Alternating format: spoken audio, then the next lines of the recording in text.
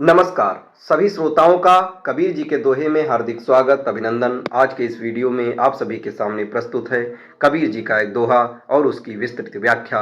बढ़ते हैं दोहे की तरफ। कबीर चिंता क्या करूं, चिंता से क्या होए, मेरी चिंता हरि करे, चिंता मोहि न कोय। कबीरा चिंता मोहि न कोय। सदगुरु कबीर साहब बताते हैं कि मनुष्य चिंता को अपनी स्वाभाविक प्रवृत्ति मानकर जीता है। भविष्य की आशंकाएं, संबंधों की उलझनें, धन संपत्ति का भय, प्रतिष्ठा का दबाव, ये सब मन को लगातार खींचते रहते हैं।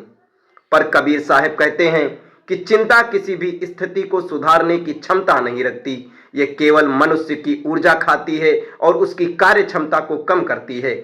इसलिए चिंता करना मन की कमजोरी है, न कि कोई समाधान। साखी की दूसरी पंक्ति में वे गहरा सत्य बताते हैं कि चिंता कोई रचनात्मक शक्ति नहीं है। आप कितना भी चिंतित हो लें, ना ही समय रुकता है, ना ही परिस्थितियां थमती हैं, ना ही कोई परिणाम बदलता है।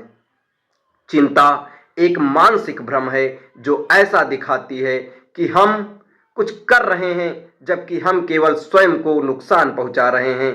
कबीर साहब मानव मन को ये स्पष्ट ज्ञान देते हैं कि चिंता का स्वभाव ही अकारणता और निष्फलता है। अंतिम पंक्ति में वे विश्वास का मूल सिद्धांत सिखाते हैं कि जिस जीवन को आप चिंता से संभालने की कोशिश कर रहे हैं ना, उसकी गहराई में व्यवस्था पहले से ही हरि परम चेतना द्वारा संचालित है। मनुष्य का काम है सही आचरण करना, उचित प्रयास करना और शांत रहकर परिणाम को स्वीकार करना। जब मनुष्य से ये समझ लेता है कि हरि उसकी चिंता संभाल रहा है, तब मन में हल्कापन, विश्वास और सहजता आ जाती है। यही इस साखी की आध्यात्मिक पराकाष्ठा है।